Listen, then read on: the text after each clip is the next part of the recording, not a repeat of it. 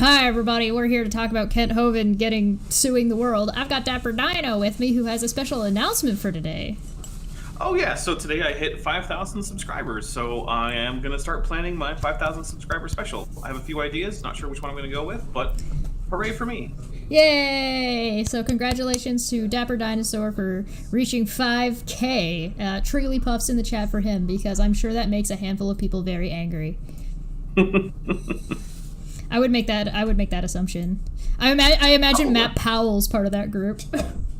Oh, Matt Powell. So one of the things that helped push me over a little bit was I did a guest video on Vice Rhino's channel, and it was about Matt Powell.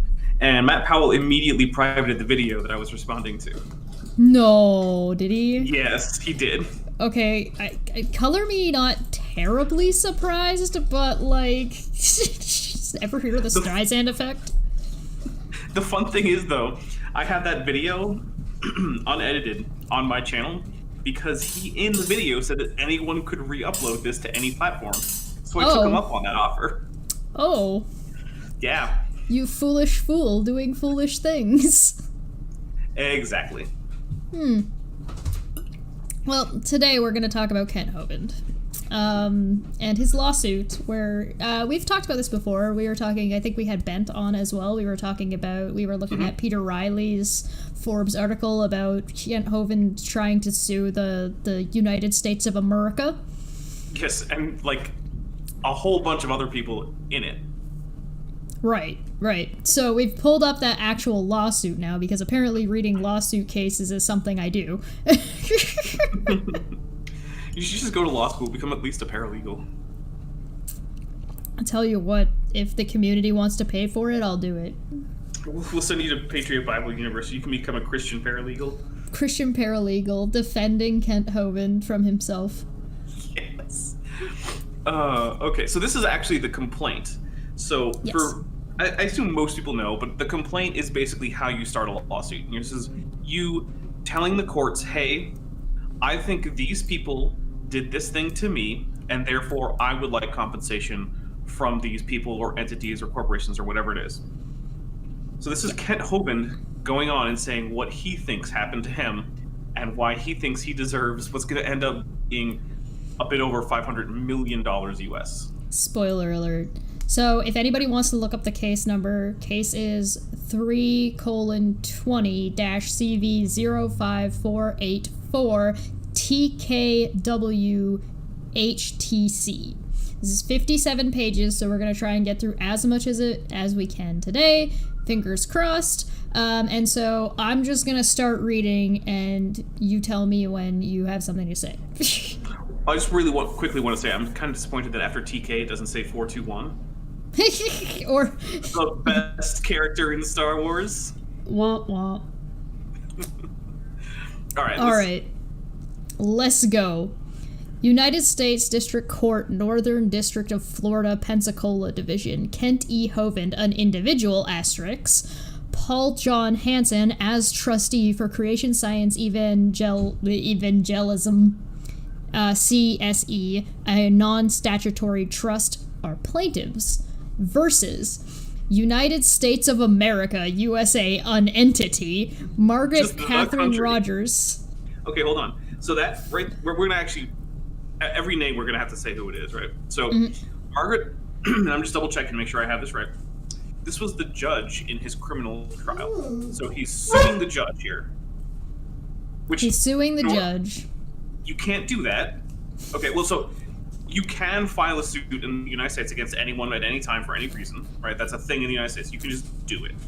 But there are certain people who, if you try to sue them for certain things, it will just be immediately tossed out as soon as the judge cares to rule on it. And one of the things that you can't actually end up doing in the long run is successfully suing your judge in your criminal trial for your conviction, right? It doesn't work that way. And there's a good reason for it, is that, you know, there are other legal channels to go through getting restitutions and things like that. Like, you can sue the government, you can do things like that, but you can't sue the judge. She's not personally liable. The state might be liable. I'm pretty sure they make a rule about that, so that way judges don't have to concern themselves with getting sued later when they make a ruling. it's similar to the rule that says that jurors cannot be penalized for ruling no matter which way they ruled, whether they were right or wrong. Right. Yeah, so even if they're found to be wrong or just incorrect, or if new evidence comes up, they're not held liable. Right. The estate of John David Roy Atchinson, an individual. So this was the assistant district attorney who was he was the U.S. attorney. So he was the prosecutor in the case. Now he's suing the estate because this guy died in 2007. So he's trying to sue the estate. But again, you can't sue your prosecutor. This is not how it works. It's not how any of this works. Right. If there was prosecutorial misconduct, you can sue the Department of Justice or whatever state agency it is that was actually prosecuting as an agency. But you cannot individually sue this person because while they're working for the state, that's the entity that can be liable, is the state itself. And even then, in order to actually successfully sue in these cases, you probably have to have your conviction overturned in the first place. Because if you don't have your conviction overturned, then as far as the state is concerned, you're guilty of whatever it is. Right. So far, the only thing that is even broadly reasonable has been suing the USA, which is actually not all that reasonable, because you can't normally just sue an entire country. Right. Michelle Heldemeyer, an individual. So, Michelle Heldemeyer is also someone from the prosecutorial team, so that's just more suing of the prosecution. Right. Scott Schneider. That is Kent Hovind's own defense lawyer from his original criminal trial. So he's suing the judge. He's suing everybody that was involved in his case because he lost. Basically, I think is what we're coming to. The only people who aren't named here are witnesses and jurors, and I guess the stenographer. He didn't sue the stenographer. Got it. And Alan Stewart Ritchie. Alan Stewart Ritchie. Let me double check.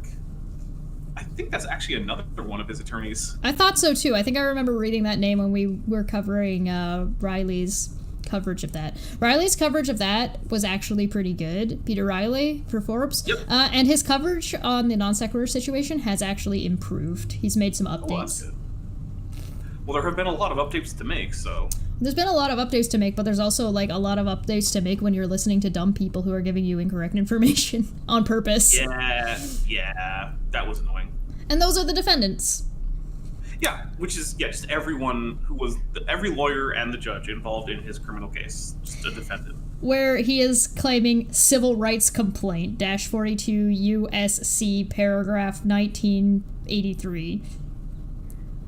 1st, 4th, 5th, 6th, 9th, 10th, 13th, and 14th Amendments. Yeah, so we'll get into that because we're going to read... He gives us a summary of the amendments, which is very, very helpful of him. Thank you, Ken. Yes, that is nice. Florida Constitution Act 1, Section 9, Section 11, Section 12, Section 17, Section 21, Section 23, and Section 25, and common law tort claims. What common law tort claims means is that... basically, there's this body of case law that goes back all the way to medieval England, and it establishes a lot of the stuff that isn't written down as laws, but is the basis on which U.S. civil law operates. Right? They're principles of common law that aren't in a book that you can open up that says this law was passed by this guy or this legislature on this day, but instead it refers back to all the way back in 1242 when this guy accidentally killed this guy's pig, he was ordered to pay this much. Oh, okay. Thanks. Neato. Ash Scott says, let me guess, he crowdfunded his legal fees and the amount raised far exceeds the actual cost and everyone has forgotten about the surplus. We're not talking about Kyle. So I actually don't know how he's funding this. I'm not sure who his lawyer is for this. I would think that Kent Hovind is pretty much crowdsourced for everything based on donations, right? That's true. I would argue that Joel Olstein his whole existence is crowdsourced. That's true. Yeah, that is sort of the way everything Kent has is essentially crowdfunded. But the funny thing though is, ever since he discussed evolution with Aaron Ra on Modern Day Debate, or not Modern Day Debate, sorry, it was Non-sec? Show. Yeah. Obviously, yeah. And Aaron brought up that he had just hit 666 patrons.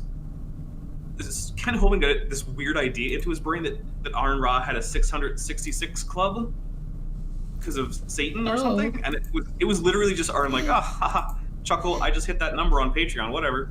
El Diablo, no! So now Ken Hovind is trying to get 777 people to be in his 777 club to counter the non-existent 666 club. But in order to join, he's asking that you pay $1, not a month, a day. He wants $31 a month to get you into the 777 club. Like, that is not normally how, pledging to support a content creator works. Okay. Listen, you guys want to join my my Goblin club? It will cost you one button. Come now, plaintiffs Kent E. Hovind, an individual, and Paul John Hansen as trustee of Creation Science Evangelicalism, blah, blah, blah, a non-statutory trust, bring this action pursuant to 42 U.S.C. paragraph 1983, seeking damages to remedy violations of their rights, secured Bill of Rights by the following. 1A, Amendment 1, Congress shall make no law respecting an establishment of religion or prohibiting the free exercise thereof or abridging the freedom of speech or of the press. Yeah, and it continues the same sentence. Or the rights of the people peacefully to assemble and to petition the government for redress of grievances. So I can't imagine what about Ken's complaint he thinks is a First Amendment violation. At no point was he censored. At no point were his they've got a couple of the bits underlined that he's trying to highlight. So he doesn't have freedom of the press underlined or to peacefully assemble. He's saying the free exercise thereof, abridging the freedom of speech, and to petition the government for redress of grievances. I don't know where the government has not allowed him to redress of any kind of grievance since he's filing this lawsuit. So yeah. I mean, filing the lawsuit is him being allowed to petition the government for redress of grievances. And as far as the religion, he might argue that he wasn't allowed to exercise his religion that said that all of his money actually belonged to God, and therefore he didn't have to pay taxes on it. Yeah, but doesn't the same religion also say, give unto Caesar that which is Caesar's? Oh, Kent Hovind just says that he hasn't found the law which requires him to pay the taxes. Of course. Oh. He was convicted of several laws. But if he's using, if he's using the Bible as his law to follow, that he needs to give his money to God, then that give unto Caesar that which is Caesar would be the law telling him to pay his taxes. Look, I'm not saying it makes a whole lot of sense. Okay, that's fair. I'm just saying Ken Hovind has his little excuses. Got it. 4A, Amendment 4, the right of the people to be, underlined, secure in their persons, houses, papers, and effects against unreasonable searches and seizures. All shall not be violated, and no warrant shall issue but upon probable cause, supported by oath or affirmation, and particularly describing the place to be searched and the persons or things to be seized. So this one is interesting because it's extremely obvious that the government had probable cause. Basically because he was, in fact, withdrawing amounts of money that were just under the reporting requirement, which is what structuring is when you repeatedly try to avoid various reporting laws that are designed to help, crack down on things like under-the-table businesses that aren't paying taxes, which is what Kent was doing. Right. And so because there was this probable cause, that's why his property was searched and why some of it was seized for evidence. I can't imagine the thing is, even if you're not guilty of the crime, probable cause is sufficient for a warrant, and if the warrant is issued, your Fourth Amendment rights haven't been violated just because you weren't guilty. There have been things that have been thrown out because of not having probable cause to search. Yeah, oh yeah. That's been a thing. This is just not one of those cases. Yeah, if you could find that the decision to issue the warrant, or let's say it had been warrantless, that would probably be a violation. Or let's say you could show that the judge was just like, oh man, I really just don't like that Kent Hovind. All right, you can search his house. Yeah, that would also be grounds for getting thrown out. Yeah, but instead, good luck proving that. Well, yeah, good luck proving it. But we also know for a fact that the investigation was ongoing beforehand, and they had witnesses and they had bank statements because the bank reported. Kent Hovind's gonna be like, you need to check this judge's funds because they're giving to R and Ra's 666 Club. So that's why they get the reason to search my house, which was definitely not well after the fact that he thought there was a 666 Club. Definitely wasn't after he got out of jail. And I watched a recent Whack and Atheist because it was someone I'm familiar with that he was responding to. Yep. And he's still trying to shill for his 777 Club, and he still references Arn Ra's supposed 666 Club that doesn't exist. No, I guess I give him A for effort. He's trying. I mean, hey, you know what? If he can get 777 people to give him 31 a month, that's pretty good money. I mean, that's also, like, that's not that many people with how like, well-known Kent is. He's significantly less popular, though, now. Popular, yes. Well-known. Well, yeah. But I think in this complaint, I'm not sure because I haven't read it, he mentions how before he went to prison, he was getting, like, 7 invitations to speak at churches a day, and now he hasn't had any in the like last 2 years. Oof. All right. Yeah. Well, 5A, Amendment 5. No person shall be held to answer for capital or otherwise infamous crime unless on a presentment or indictment of a grand jury, except in cases arising in the land or naval forces or in the militia where in actual service in time of war or public danger, nor shall any person be subject for the same offense to be twice put in jeopardy of life or limb, nor shall be compelled in any criminal case to be a witness against himself, nor be deprived of life, liberty, or property without due process of law, nor shall private property be taken for public use without just compensation. Yeah, he thinks his shit was taken and it shouldn't have been taken. Right, of course. He was in fact indicted and found guilty, so he did get his due process of law. He got a whole trial. That's what the due process of law is the trial. That's been well-established U.S. law for, well over 200 years. Because, it did come up.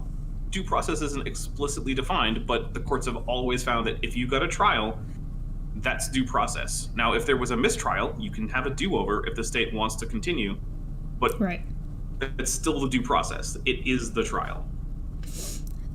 6A, Amendment 6. In all criminal prosecutions, the accused shall enjoy the right to speedy and public trial by an impartial jury of the state and district wherein the crime shall have been committed, which district shall have been previously ascertained by law, and to be informed of the nature and cause of the accusation, to be confronted with the witness against him, to have compulsory process for obtaining witnesses in his favor, and to have the assistance of counsel for his defense. Is that what? And so he's like, I had assistance of counsel. My lawyer didn't help me, so I'm suing my lawyer. Basically, that's the only thing I can think of is he feels like, well, first, the informed of the nature and cause. So Kent Hovind's main defense throughout the entire trial was that he didn't understand what he was being accused of, which you could argue. I guess that's a little bit better than I wasn't properly served. Yeah, it is. Now, the only way you could actually make that work is if you could establish that because he didn't understand anything that was going on, he lacked a mens rea of criminality, which would then mean that he couldn't technically be convicted because mens rea means it's a Latin phrase, like the criminal intent of the action. Yeah. So if certain people, usually people who are unfit to stand trial for mental health problems, might lack a mens rea for something like this. But the thing is that witnesses were brought forth that said that he knew about the reporting requirements and that he was intentionally withdrawing funds under the reporting requirements to avoid the reporting so he could continue to pay his employees without withholding payroll taxes. Those witnesses were brought in front of him so that he could confront them through his legal counsel. Segmentation Fault says you're talking about a man who described his entire evil plan on the phone while he was in prison, knowing he was recorded like a ridiculous Scooby-Doo villain. So that's true. He did do that. Yeah. He was actually tried for that, and there was a hung jury because a Kent Hovind supporter managed to sneak through the jury selection process, and so the whole thing was ruled a mistrial. And then the state declined to pursue the prosecution. They were just like, yo, whatever. Yeah, it's like he's already in jail. They wanted to try him for like mail fraud and like threatening a judge or something like that. And they were just like, it's over. Who cares? Let's just let him rot for a few more years and he'll be out. 9A, Amendment 9, the enumeration. Yes. I did it. The enumeration of the... I don't know if I've ever seen that word written. The enumeration in the Constitution of certain rights shall not be construed to deny or disparage others retained by the people. So basically, this is just a catch-all that he's just like, hey, I probably have other rights that you violated, right, guys? And it actually is the case that the Ninth Amendment has been, in many cases, successfully used to argue that someone has a right that wasn't specifically spelled out in the Constitution. For instance, in the U.S., the right to seek an abortion is a Ninth Amendment right. So nowhere in the Constitution does it say that you have that right. However, in the finding in Roe v. Wade, the finding was made that you do in fact have a constitutional right to seek a abortion, and because of the incorporation doctrine, that means that states also can't forbid you that right, because states have to guarantee the same rights to you that the federal government does. Right. Vandella for 499 says, Dapper, you need to go on a debate about humans' lives with dinosaurs and argue for the yes position cause birds.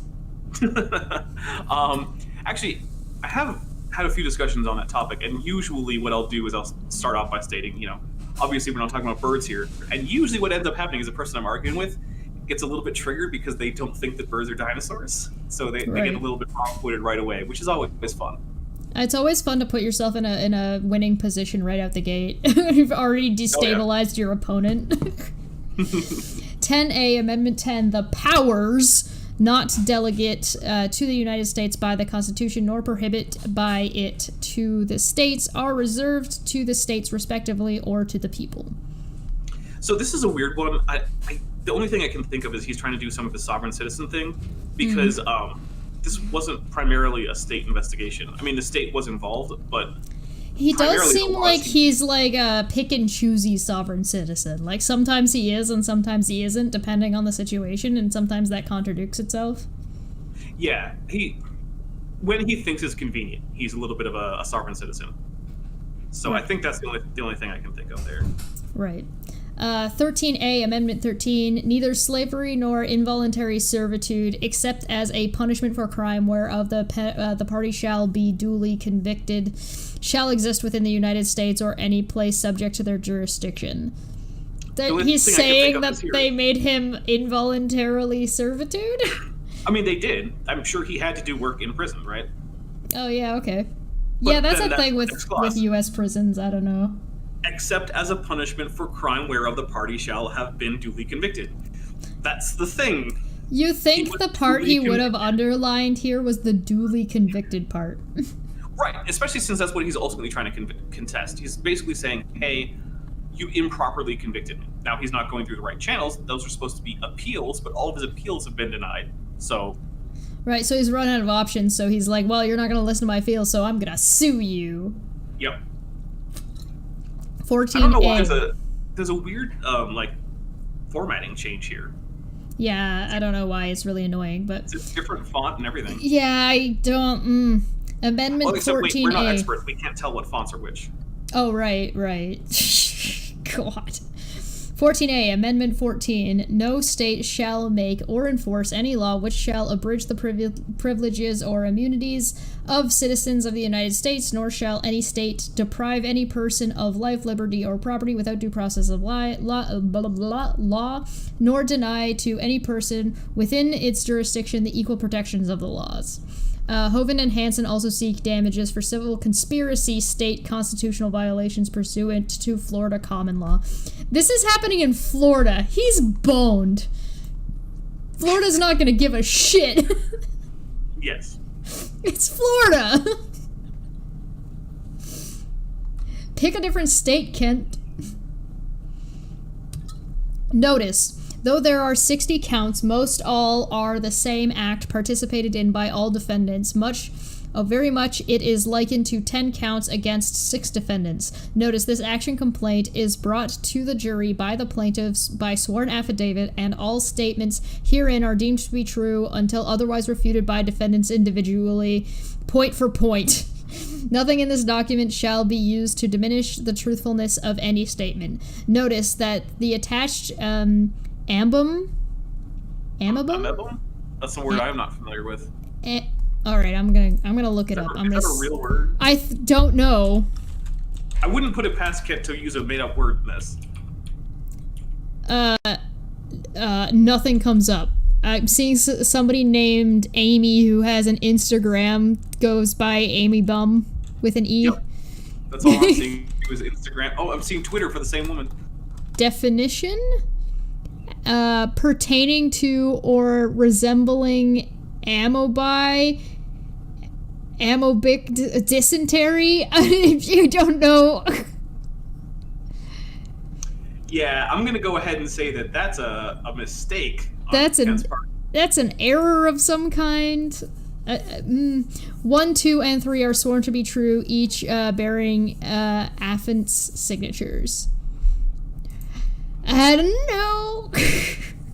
I mean, so I think he tried to put in amendment, and for some reason, like, I don't know, was he typing on his phone or something? Yeah, I don't know. Yeah, I would agree with that. Paul John Hansen as trustee for CSE and plaintiff Kenty Hovind hereby sue the defendants jointly and severally. Nature of the action. This is a 4.2 U.S. Code, paragraph 1983, federal civil rights case under the organic 4th, 5th, 6th, 9th, 10th, 13th, and 14th Amendments as the Bill of Rights of the Constitution for the United States of America as applied to the states and federal governments against the defendants for individual and collective personal malicious and unlawful violations under color of state and federal law of plaintiff, individual, and collective rights. He thinks the judge was malicious against him. Oh, yeah, he does. So, Kent Hovind has an extreme persecution complex from what I've seen. Todd says he thinks it's addendum. He meant to put addendum. Addendum? That could be. Yeah, that could be. Yeah, that makes sense. Addendum. Probably more sense than amendment, because he's not really amending. He's just addending these things. Yeah. Sorry, as you were saying. So, a part of this is a little crazy, right? A lot of this So, a lot of this is not even him actually setting up what's going on. It's just extra words to make it sound fancy. For one thing, you can tell because the Bill of Rights stops at the 10th Amendment. The 13th and 14th Amendments aren't in the Bill of Rights. The Bill of Rights are specifically the first 10 amendments because they were put in the Constitution before it was actually the Constitution of any country, before it was actually ratified. Right. Subsequent amendments aren't part of that.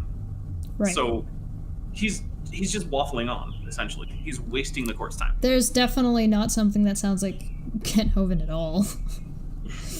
Defendants committed these unlawful violations of plaintiffs' constitutional and state rights under color of state law in bad faith and with malicious purposes and reckless, wanton, and willful disregard of plaintiffs' rights, jurisdiction, and venue. The plaintiff brings this action pursuant 42 U.S.C. paragraph 1983 for violations of civil rights under the 4th, 5th, 6th, 9th, 10th, 13th, 14th Bill of Rights amendments to enumerate in the Constitution for the United States of America. This court has subject matter jurisdiction over the matter pursuant of 28 U.S.C. paragraph 1331 federal question and 28 U.S.C. paragraph 1343 A3 civil rights. 28 U.S.C. paragraph 1367 provides supplemental jurisdiction over the state law tort claims that arose from the same from the same common nuclei of facts. Yeah, that's a horrible sentence. That's a sentence that exists now, I guess. Thanks. Basically, this entire section is just him saying, "Hey, because these federal laws," which is what USC is. It stands for U.S. Code, so it's basically the collection of laws of the federal government. So yeah, one of these sentences is going to have the mitochondria as the powerhouse of the cell, and I'm going to flip my lid. Well, he has poetry in his alleged doctoral thesis, so I wouldn't be surprised. Oh, okay. I mean, I guess that's creative. The court has subject matter jurisdiction over this matter pursuant to 28 USC paragraph 1331 federal question we just read that 20. Oh, I did. Excuse me. Yeah, and I don't want to read it again. Fair.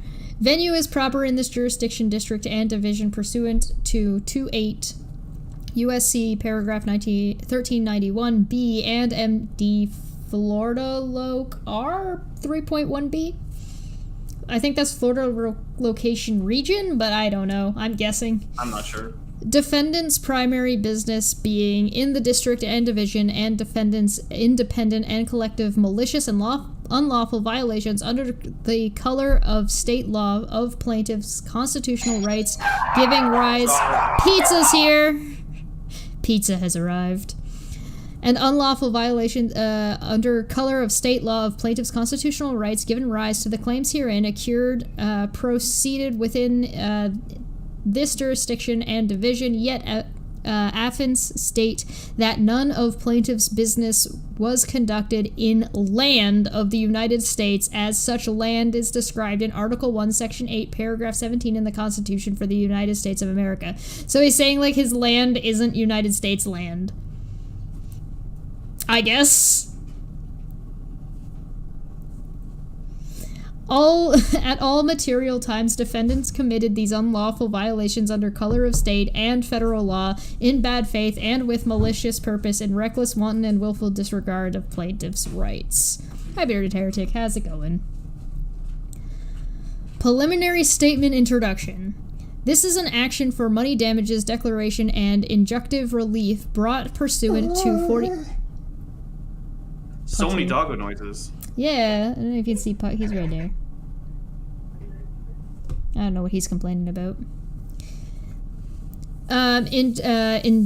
Injunctive relief through pursuant to 42 USC paragraph 1983 and the 4th, 5th, 6th, 9th, 10th, 13th, and 14th Amendments to the Constitution of the United States of America and under laws of the state of Florida.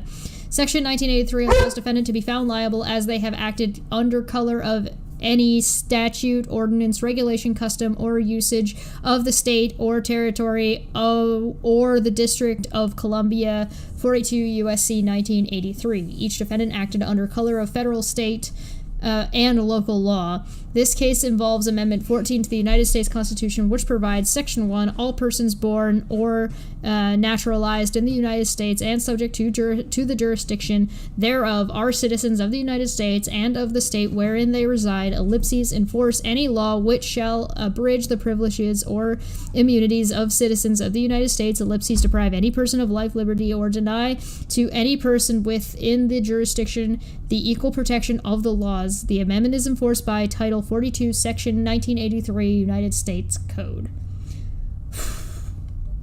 Basically, we're still at the point where Kent is like, hey, these are the laws I think you guys violated. But he hasn't said there. how. Nope. Can we just skip forward? I'm fine with that. Alright, we're gonna skip forward of him explaining what the laws are. Does this say anything about that? The imposing of written law upon plaintiff that not evidenced as acting in the land of the United States. Okay. Oh yeah, this is his sovereign citizen craziness. Yeah, okay, do we want to... Maybe we don't skip it. Okay, alright, we'll do 12. If I get the opportunity to skip, I'm skipping. You want me to do a little bit? Give you a break? Hey, if you want, go for it. Sure. Alright. So starting with Section 12. As directed affecting violation of constitutional guaranteed rights under the 4th, 5th, 6th, 9th, 10th, 13th, and 14th Amendments to the Constitution of the United States, be free from the imposing of the United States written law in land that is not evidence as being land of the United States as defined in Article 1, Section 8, Paragraph 17, Constitution of the United States. So this is the idea that unless the federal government actually owns the land as the deed holder, that apparently they have no jurisdiction there. No court has ever agreed with that. Ever. Yeah, it's I don't think... complete nonsense. That, what are property taxes, question mark? Well, to be fair, most property taxes in the United States are levied by the state, not the federal government. So there is that. But like, yeah, do you have to follow federal law anywhere in the United States? There is no place in the United States where you are immune from prosecution from federal law, not just on like military bases, right? Because that's essentially what Ken Hovind is saying here is like, unless it's a military base or like an FBI station or something, they have no jurisdiction over you. That's crazy. That works. Yeah, not at all. The imposing of written law upon plaintiffs Hansen and Hovind that are not evidenced as acting in land of the United States as defined in Article 1, Section 8, blah, blah, blah. The imposing of the United States of America law, written law. Something that's interesting is you'll note that he capitalized the United States of America here. That's a sovereign citizen thing. Sovereign citizens like to think that United States of America, all caps, is a private corporation that is the thing that is like trying to get taxes out of you. Right. And it's not the real government of the United States of America. That's regular capitalization. I mean, it's not like America's a real country anyway. It's just a bunch of United States, but... Yeah. That's the same sentence. Let's see. As plaintiffs not being secure in their persons, houses, papers, and effects against unreasonable searches, we already went over that. There was a warrant issued because they had ample probable cause. As plaintiff's physical loss of liberty, arrested. Yeah, well, you got arrested when you're charged. You got arrested, yeah. That's how that works. Now, you can, in fact, recover damages for wrongful arrest. Like, that's a thing. And with wrongful imprisonment. Right. But it has to be shown lawful. Yeah. Right. You have to show that a number of things. One is, I mean, if you actually did the crime, you're probably not going to get it. So, generally, you have to have not actually committed a crime. And then you also have to show that the police didn't actually have probable cause to think that you may have. Right? So if they show up and like you're standing over a body with a bloody dagger, you're probably getting arrested. Now they might prove laterwards that you just pulled the dagger out because you weren't sure what was going on. You tried to give CPR, and actually this person has like someone else's DNA under their fingernail or something. There's evidence that exonerates you and convicts someone else. Yeah, you still aren't wrongfully arrested. You were definitely rightfully arrested. You were rightfully detained. Yeah. As to workers of CSE International Offensive Conduct, police brutality against Joe Hovind, I've never heard of that. I have no idea what's going on here. But even if it were the case that Joe Hovind was a victim of police brutality, which, I mean, it could happen. It happened in the United States and in Florida. So Yeah. It wouldn't shock me to find out that Joe Hovind had been roughed up inappropriately. But it doesn't matter because Joe Hovind isn't a party in this case. Neither are the officers who allegedly brutalized her. This is just a random chunk of information that has absolutely nothing to do with the lawsuit at all. This person isn't named, and these people aren't named. This doesn't belong in this lawsuit at all. So it says a ministry worker, as they arrested her at gunpoint at 7:30 a.m. in her nightgown and refused to give her an opportunity to change her clothing without evidence as required in the Fourth Amendment. No, there was a warrant. There was a warrant. That was the... That's already been and covered. they don't have to give you a chance to change your clothing, and they can arrest you at 7:30 in the morning. There's no the time doesn't matter, the nightgown bit doesn't matter, the opportunity to change is irrelevant. This is not that's not offensive conduct or police brutality. It might be inconvenient, but getting arrested is usually inconvenient. As to workers of the CSE, fear of impairment peril from armed U.S. officers assigned to execute arrest warrants. Again, doesn't matter. They're not part of the lawsuit. And imminent peril from armed U.S. officers assigned for arrest warrants is kind of funny. The government isn't liable that your employees were scared during a police that is lawful. I'm sorry. That's not a thing. Now, do I think the United States has a problem with extremely, for no reason, scary police officers? Yes. But it's a problem that's not going to be solved by an individual lawsuit against the United States of America. That's not how that's going to work. Where that's not even part of the lawsuit anyway. Yeah, go ahead. No, I was just agreeing with you. No. As to CSE and workers of CSE forced by threat, armed robbery, as to being forced to unlock CSE safe and defendants taking of CSE money. Okay, they seized some money. You owed money. I don't know. CSE. Sorry. Go ahead. As to CSE and workers of CSE, and as to property and land of arrest and seizure with no evidence of any warrants of probable cause supported by oath or affirmation. So he's saying that the warrants were invalid. Yeah, well, that's the only thing he can say. But the problem then is that that's an appeal situation here. Yeah, You have to actually show that. And his appeals were already rejected. Right. He's out of appeals at this point. The government has basically said, no, everything done in your case has been proper based on everyone who has ever looked at it, who isn't already just in your pocket. So, sorry. Now Kent's like, oh, well, I can sue. Well, I'm going to sue you then. As to CSE and workers of CSE not being informed of the nature and cause of the accusation, as to the jurisdiction claim over the man and the jurisdiction over CSE and acts against the ministry, as to the fact that no man has attested that the activity of the subject case changes occurred in land of the United States of America as enumerated in Act 1, Section 8, Paragraph 17, Constitution for the United States of America. Side note, it's not the United States or the law's job to be your PR person. Yeah, so there's a number of things there. One is that, like, the government isn't actually, even in many cases, allowed to tell the employees if they're not the ones being suspected of a crime, right? Like, if your boss gets arrested, even if it's because he's being shady with the business, the secretary doesn't get told what's going on. Right. That's not That's a violation of rights. Right. He would be right to sue the government if they had just gone around telling everybody there what was going on. This is like Kent Hovind is the damned if you do, damned if you don't. Like, I would be against it if you told people, but because you didn't tell people, I'm against that you didn't tell people. Yeah, that's a good summary. That's basically what's happening here. As to CSE and the workers of CSE not to be confronted with the witness against them as to the above elements of the alleged crime and the taking of CSE property, which isn't... There's, like, sometimes it's bolded, like Hovind isn't bolded in the next one. I don't know, formatting issues. So the thing there is, the only workers of CSE who were, charged with the crime were Joe Hovind and Kent Hovind. And they were confronted with the witnesses in the trial. Yeah. So he's saying, like, we need to talk to the witnesses before you even arrest us? I guess. So he can tamper with them? Shut up, Puck. Maybe he convinced them that he did it all for God, and therefore his violations of federal law don't count. Puck doesn't like that we're talking about Kent Hovind. That's what this is. I mean, Puck... I don't blame him. Stop.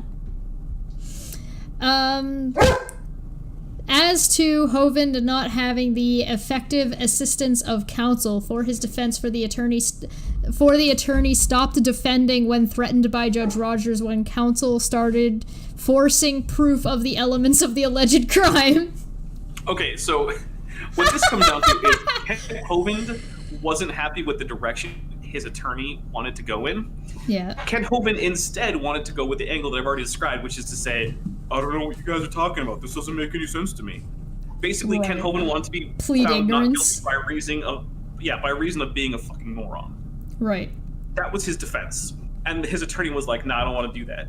That's not going to work. You have to. And so, as attorneys do, as we know, when their clients refuse to take their advice, they don't have to keep defending them. Motion to withdraw.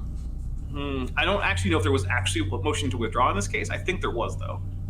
But yeah. And in some cases it would be allowed, and in some cases it's not. Yeah. But you're allowed to represent yourself in a criminal case pro se. So, I mean, if you insist that your attorney follow your directions and then your attorney can't in good conscience do that, well, then they're not going to be your attorney for very long.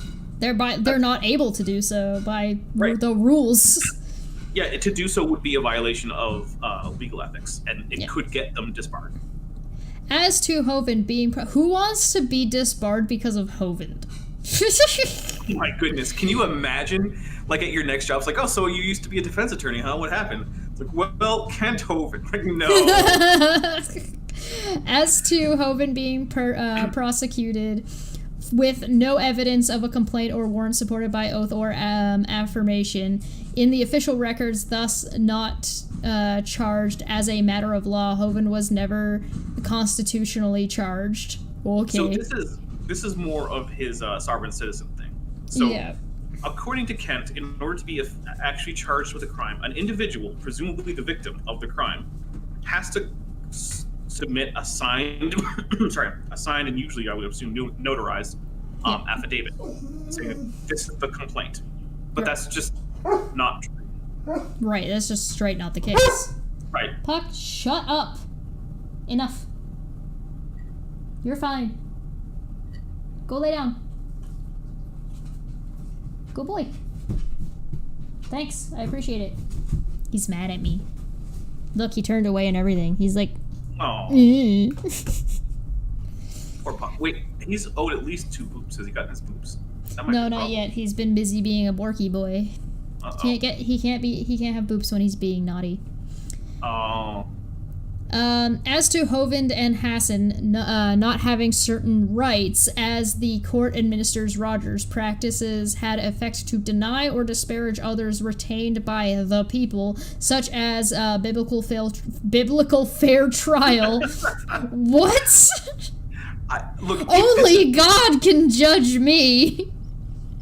The only thing I can think of is that Hovind asked at some point to be tried by, like, pastors or, like, an elders council at a church, and the judge just said no. That's the only thing I can think of. So he's like, listen, I need to be judged by my peers, and none of these people are my peers. They're not godly enough. They're not godly enough. They don't have enough divorces. Ooh, well, to be fair, at that point, he hadn't had his first divorce. Yeah, but he's arguing it now.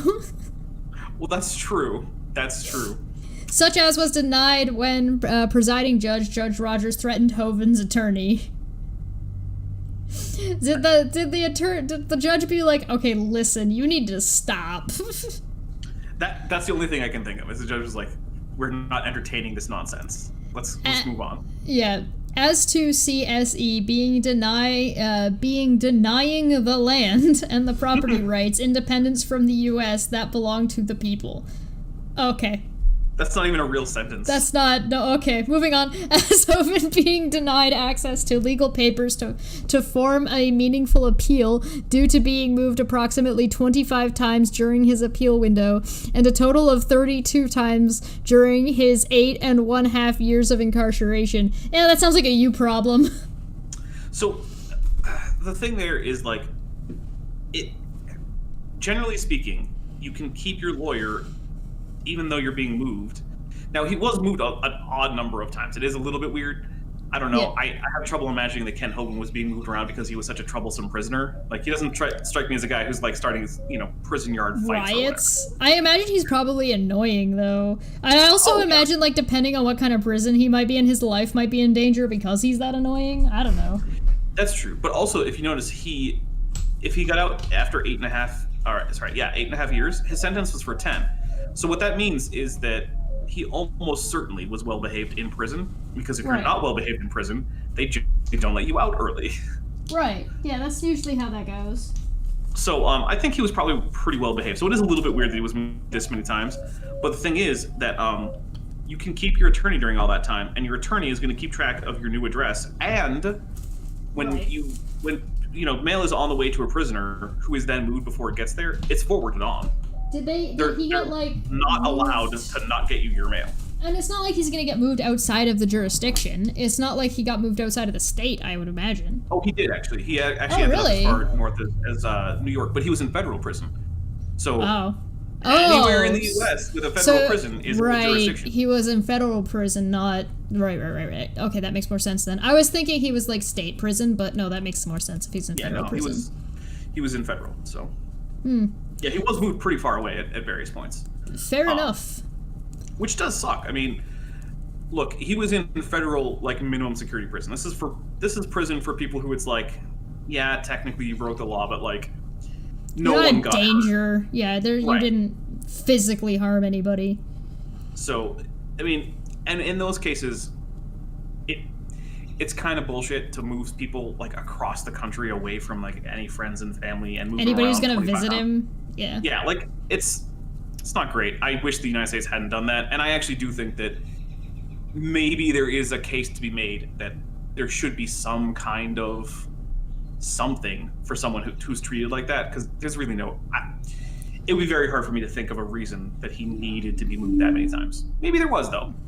Yeah, he could have just been an odd case. Yeah. Exculpatory evidence was withheld from Hovind, and there was no sworn complaint to legally and formally initiate the criminal proceedings, and there was no originating sworn statement in the official records, and therefore Hovind was not charged as this matter of law due process violation. So he's saying that there wasn't, because there were warrants out for his arrest without, like, a signed affidavit by somebody accusing him of something, like an individual. Right, that's just more of the sovereign citizen craziness. Yeah, which is not how that works. Right. In the slightest. As to Kent Hovind and CSE, both were subjected to prejudicial and negative national publicity and personal humiliation without any sworn claim of a crime or sworn evidence before the court of land jurisdiction, as is the required subject matter jurisdiction pleading/evidence to complete the sufficiency of the pleadings before the U.S. court. The court is not your PR person. That's not their responsibility. I can't believe I had to say this twice. This isn't Japan. Now, in Japan, it's really you gotta be really careful about, like, you know, who knows that someone committed a crime and everything, because there have been successful lawsuits about things like this there. In the United States, the government doesn't care. It's could be essentially impossible. You could, but it not only is it not likely, but it's definitely not likely to happen in this case. Yeah, no. I mean, look, when you're charged with a crime, it's usually going to end up being public. Yeah. That's just it goes on public record for most places anyway. Yeah, so I mean, especially in Florida. One of the reasons especially in Florida, Florida man. Well, the thing is, one of the reasons that Florida man exists isn't actually because Florida is that much crazier than most other places, but because Florida law requires nearly everything to go public almost immediately. Yep. So when someone does a crazy thing, it becomes public like a day later, and the news picks it up because it's a crazy story, and it just happened. And even if they didn't do it. So it's just the description of what somebody thinks they saw somebody doing that goes public. Right. If other places in the world had the same reporting laws as Florida, it would be just as easy to get, like, Alberta man. I really kind of wish they did. The Sunshine Act is pretty hilarious. Now, is it necessarily the best thing? No, maybe not in some circumstances, but by God, everybody loves Florida man. It sure is fun for the rest of us. It sure is fun for the rest of us. As to Kent Hovind and Hansen of being denied meaningful time and meaningful access to the court, and CSE was denied an opportunity to defend CSE property rights. Yeah, whatever. Defendants. That's the thing. Yeah, whatever. Defendants. Because CSE essentially was Kent and Joe, and they were given the chance to defend themselves. Sorry. Defendant's misconduct. As a direct and proximate result of the acts of the defendants working together, plaintiffs suffered the following injuries and damage. He's accusing the judge of working with his defense lawyers and the people that were prosecuting against him. He's going full conspiracy theory. Yep. His defense attorney was in league with the judge and the prosecution. Why? Who knows? Because the thing is, defense attorneys want to win cases, right? Right. They don't like to lose cases. But this one was just like, nah, I'll lose this case because Kent Hovind, I have a personal vendetta against Kent. Fuck that Kent Hovind guy. As if they needed to collude for him to get boned by his own breaking of the law. Bearded Heretic points out that in the UK you can't film in court. So in the United States, actually, most courtrooms can be barred from having cameras, and they often are. So you actually do get a lot of courtroom sketch artists in the USA too. Yeah. By default, I think they're open to cameras, but it's very, very common for them to be disallowed. And usually it's because, like, there's some sensitive matters going on in the courtroom or something. But it is technically all generally public. So, like, you can get the stenographer's transcripts. Generally speaking, anyone can sit in and listen.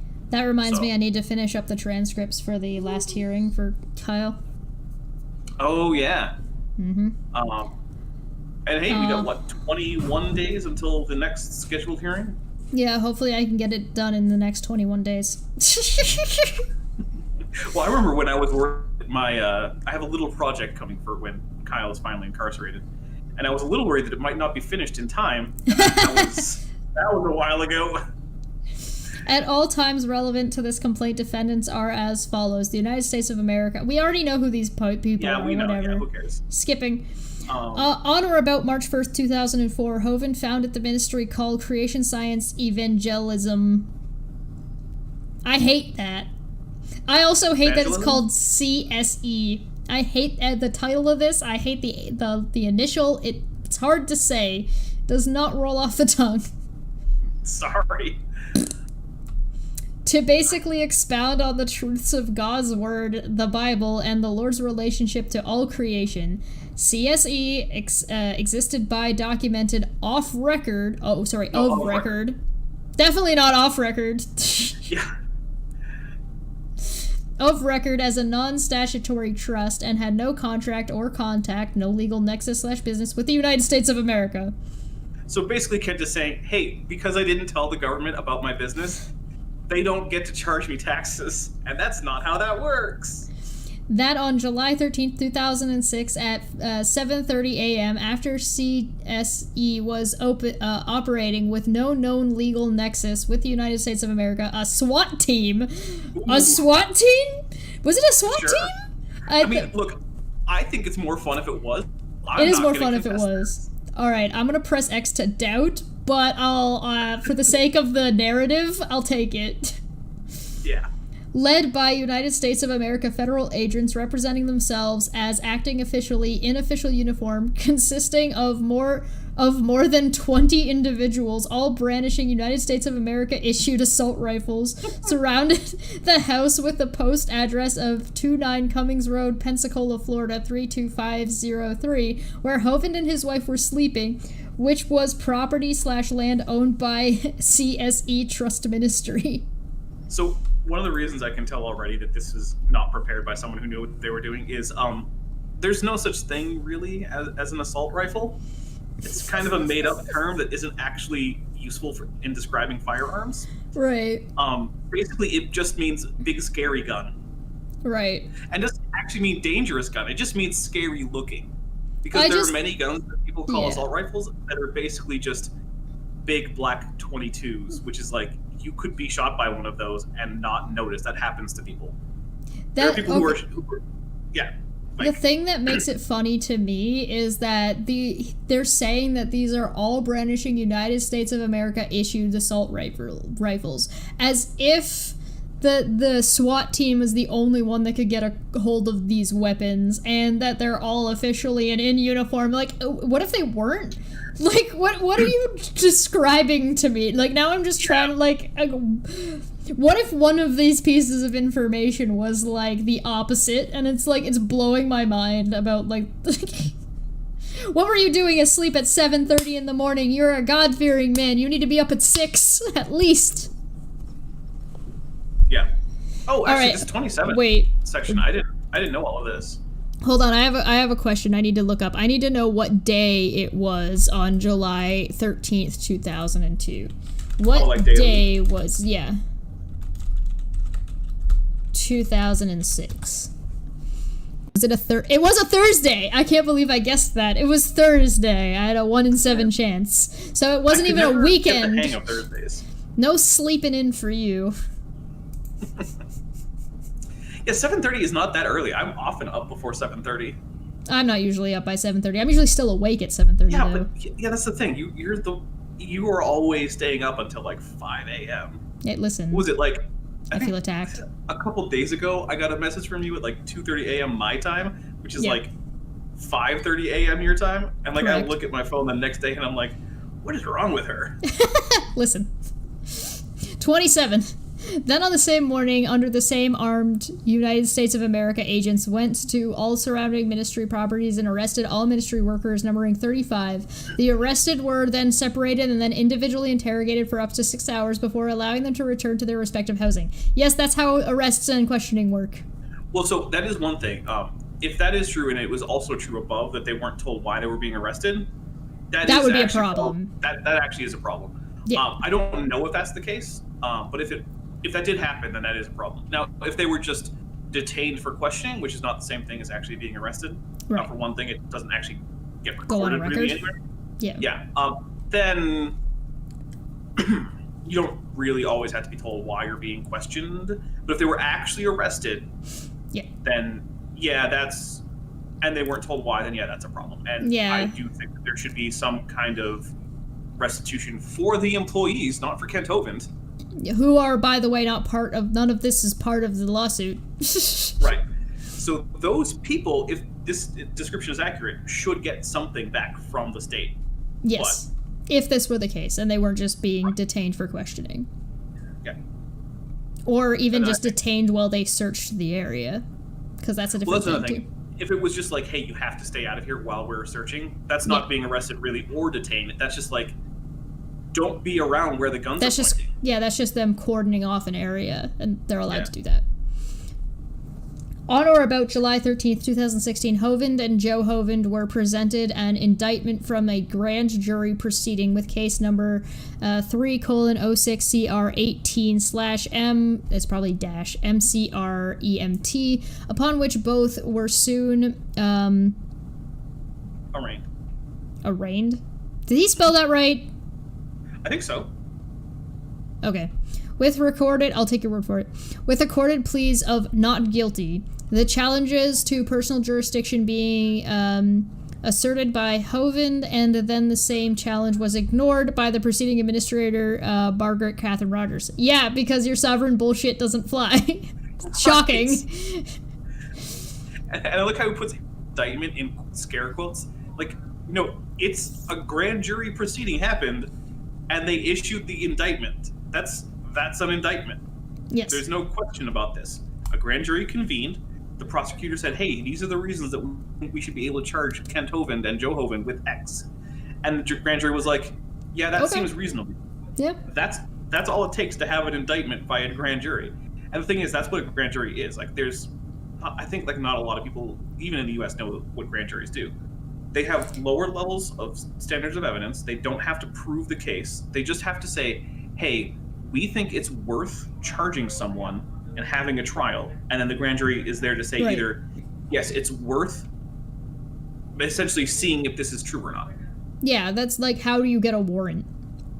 No, not even a warrant. So the warrant usually would happen beforehand. That would be with the judge. So it's the warrant and then it goes to an indictment. Warrant, then indictment. Usually. You can get post-indictment warrants if, like, new stuff seems to be coming if you need to go look for something else, sure, Yeah, but generally a warrant to gather initial information based on probable cause will come up, and then the findings of the warrant will usually then be presented to the grand jury to say, hey, look, we should charge somebody or we should not charge This is some of the evidence that we think means that this guy might have done it. And so it's a very low burden of evidence. And then it opens discovery. Yeah. So after the indictment, and now that there's a formal charge, then all the evidence will be presented to all the evidence that the state has will be presented, not first the jury even, just to his defense attorney. Oh, okay. Because in a criminal case, both sides present all of their evidence before this trial even starts. And you're not generally allowed to introduce new evidence unless it's actually legitimately newly discovered. Right. By order of Margaret Catherine Rogers, all CSE trustees were barred from joining the case as a defendant. Yeah, because you were the one getting charged. Yeah, how can you possibly think that you would sue someone for not letting other people... I'm going to let my employee get arrested and indicted because I didn't follow the rules for taxes. And he's basically saying, you owe me money because you didn't charge more people with my crimes. Yeah, what? I can't even imagine how he thinks that that's a reasonable thing to say, but okay, sure. By order of soon after the arrest of Hovind and Joe Hovind, retained counsel Alan Stewart Ritchie by paying $50,000 to make the appropriate judicial challenges and necessary defenses as and when needed. Hovind retained That's a lot of money. Hovind retained Alan Stewart Ritchie as defense counsel for an additional upfront fee, $50,000. Joe Hovind counsel and fee being independent of Hovind's payment, an additional $50,000. So they paid him $100,000. Has also been allocated to legal fees associated with Hovind. Like it might be $150,000. Yeah, this is a little bit confusing. Oof. And CSE as related to the to this CSE subject from the year of 2006 to 05/10/2020. I mean, that is a long process. Oh, yeah. On or about September 2006, the case was tried. The case ended with Hovind and Joe Hovind being found guilty of all charges, ending in sentencing Hovind to 10 years in prison, $430,000 structuring fine, and $700,000 in restitution for the USA/IRS, with 3 years of strict supervised probation. Also, Joe Hovind with 1 year imprisonment and 1 year of supervised probation. In the year of 2004, CSE revenue was approximately $2 million. 2005 CSE revenue was approximately $2,250,000. 2006 CSE revenue was approximately $2,500,000 or $500,000. Well, that sounds like you shouldn't have a problem paying for all that. Then I don't see what the issue is. Yeah, I mean, sure, it sucks to have those. That's a lot of money. But yeah. They were raking it in, and it's in part because, yeah, Kent Hovind claims, I think I believe him because too many people would have called him out if this weren't true.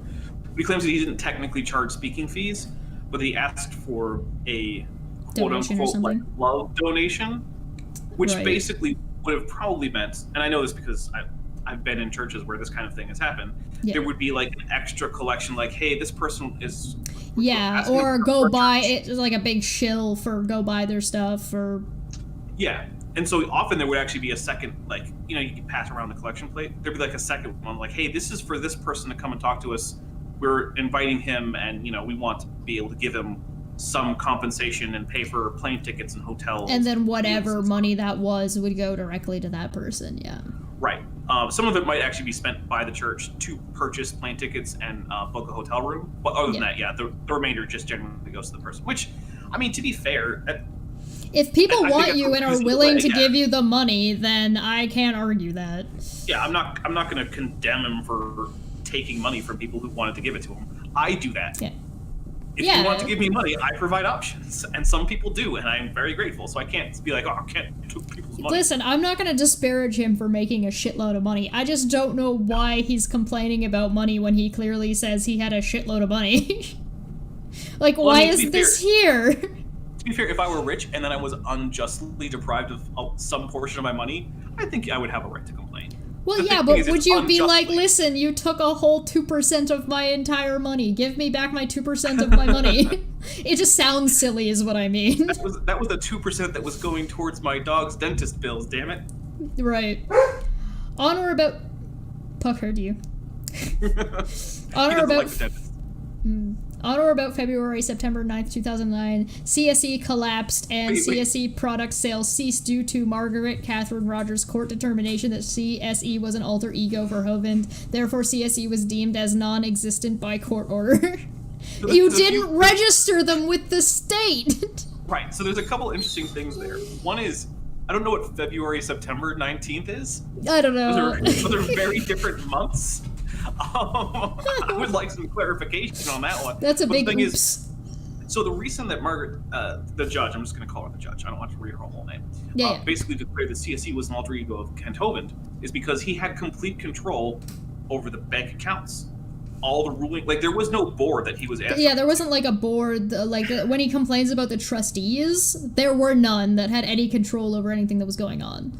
Right, there were people who he named as trustees, but it was all just a shell game to make it seem like it wasn't his money.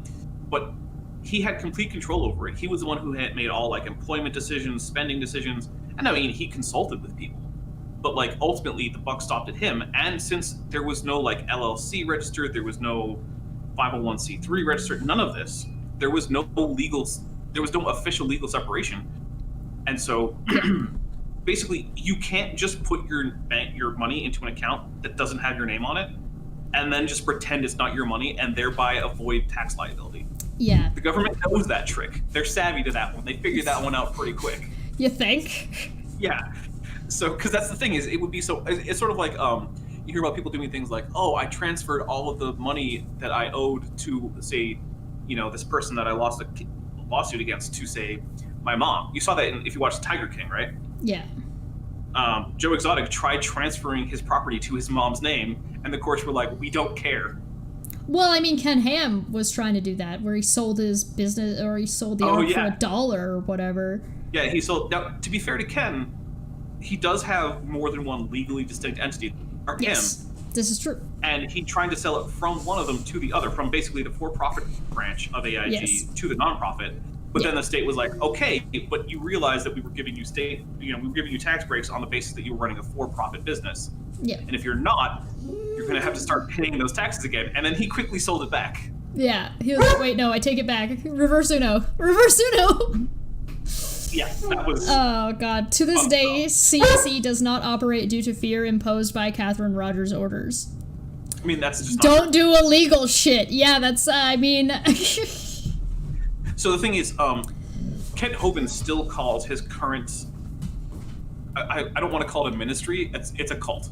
Yeah. He's operating a little cult in Alabama. Yeah. He still calls it CSE, which is as much a real thing now as it was back then, which is to say it's just Kent Hovind's name for himself. Yeah, he's just grumpy that he's not as successful because he couldn't work at it for 8 years because he was fucking in jail. Exactly. I imagine the amount of money that he would have had to pay in taxes he would have made way more money had he just followed the law. Oh, almost certainly, because the thing is, like, let's just... He would have lost, like, so little, if you look at these numbers, he would have lost so little paying taxes, and then not lost anything in any court fees, and his ministry would be doing just as well, at least.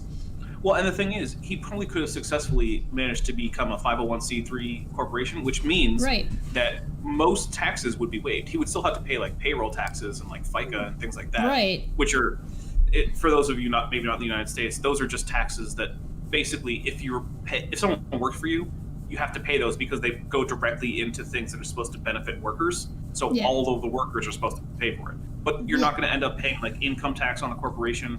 You're not going to end up paying most property taxes. Had he paid his taxes, he would have been like a rich motherfucker. Yeah, he could have bought himself that private jet that God needs him to have. Yep. CSE had its land and most of its property having a present value of $3 million. Why are there 2 O's instead of 0? Whatever. Taken by the United States of America court on February 19th, 2009. See Appendix 1 as hereto attached. I kind of want to call Kent Hovind and ask him what September is. Please. CSE leaders, but at least he was smart enough to go into Alabama instead of trying to keep doing this in Florida. CSE lead speaker. Right? It's at least, listen, I'm not saying he's necessarily going to get away with it if he keeps doing the same thing. I'm just saying he's going to have a better shot in Alabama than he did in Florida. That's all I'm saying. Probably, yeah. CSE lead speaker Hovind was generally invited to speak at approximately 30 churches worldwide weekly on an average 30 weekly?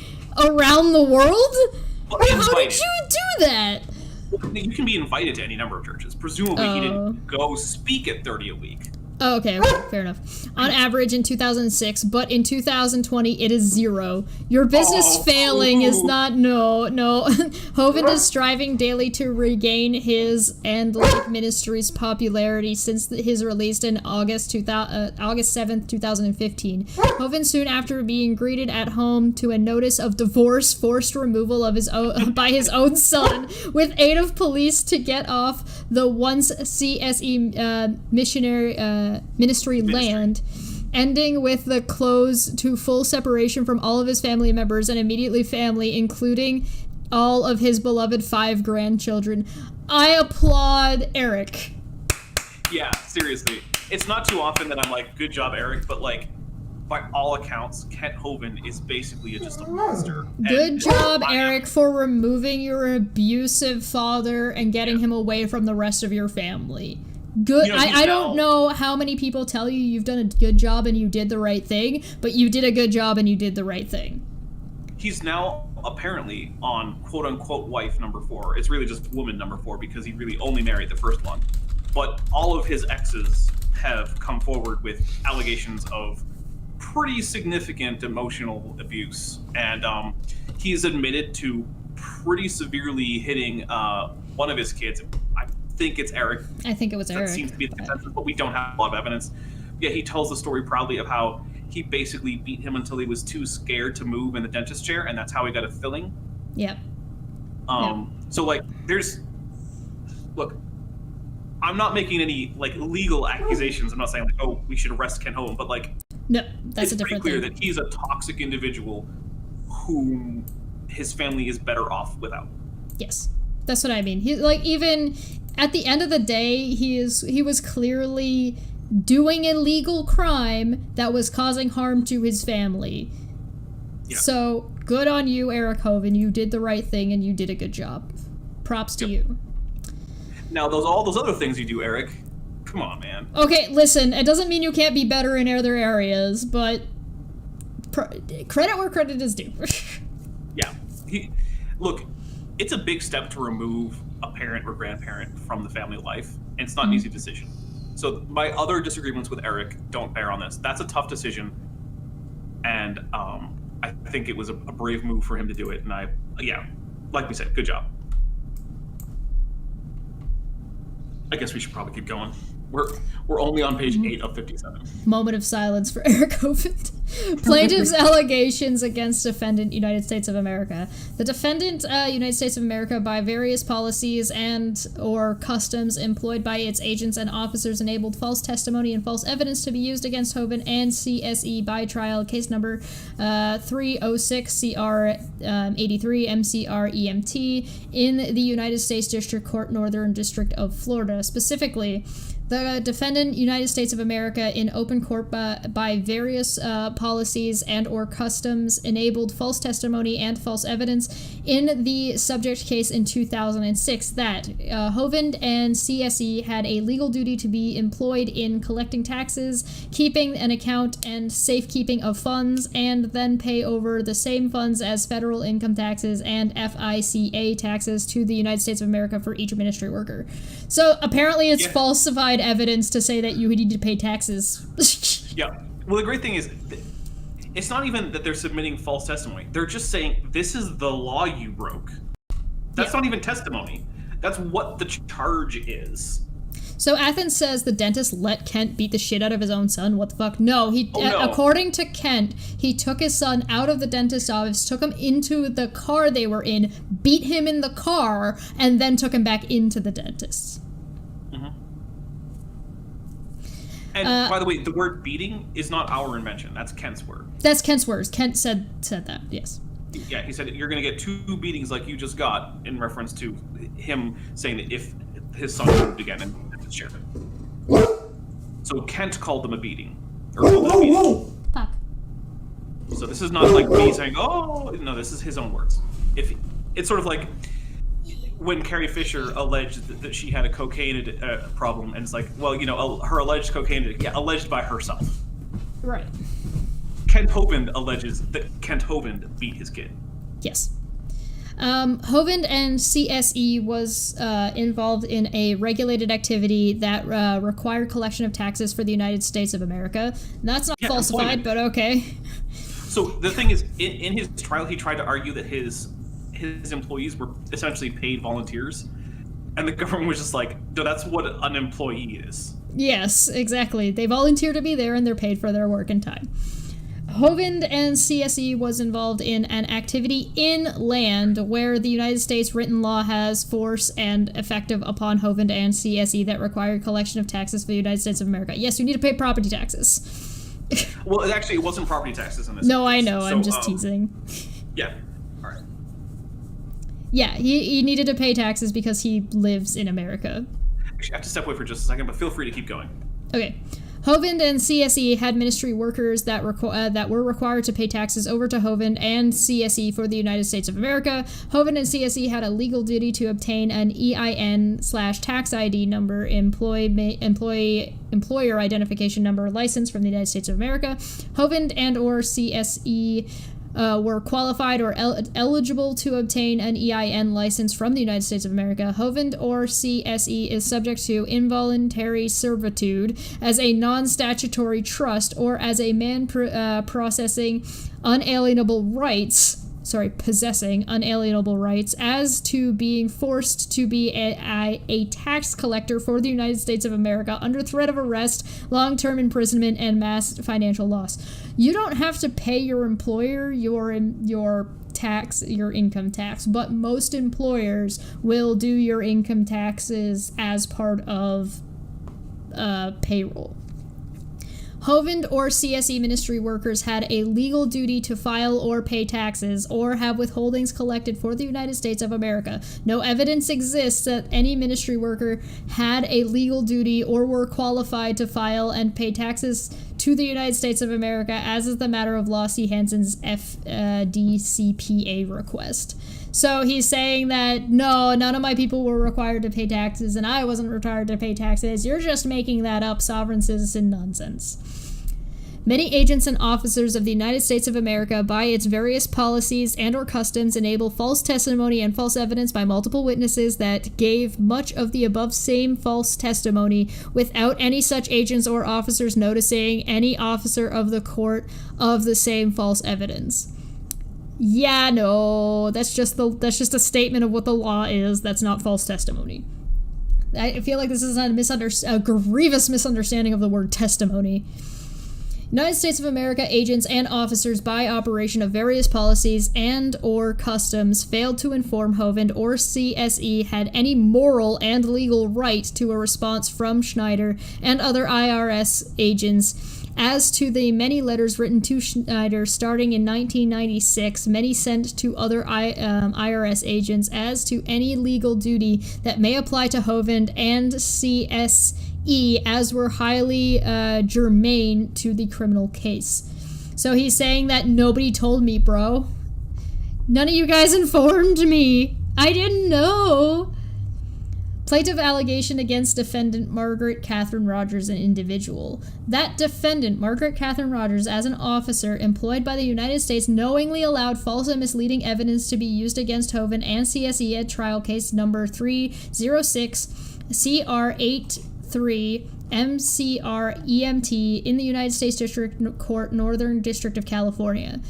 So these false evidence and testimony, which are not false evidence or testimony, just statements about the laws he broke, were allowed by the court. Of course they were. How dare the court let it into the court? Why the court is convening? Wait, hold on. He's saying that he didn't. I didn't know you broke any laws, but anytime you told me that what law I broke, it was actually false testimony. Right.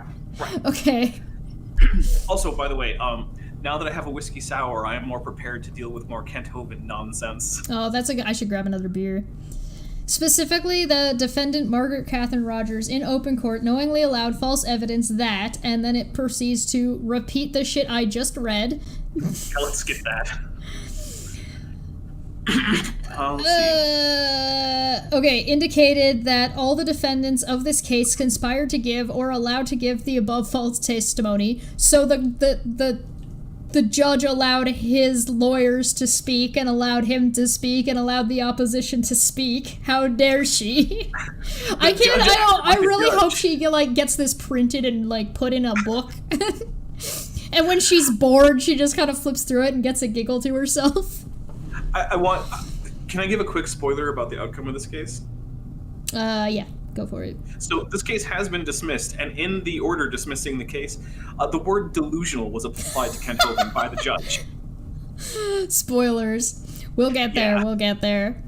Hovind has a right to a response during direct examination in open court before the jury from Schneider and other IRS agents as to questions posed in the jury's presence, and also approximately 5 letters mailed yearly for 9 years, thus totaling an approximately 45 letters without one responded from Schneider for the many letters written starting in 1996 by Hovind to Schneider, as many other IRS agents, as to any existing legal duty that may apply to Hovind or the CSE, as were highly germane to the criminal case.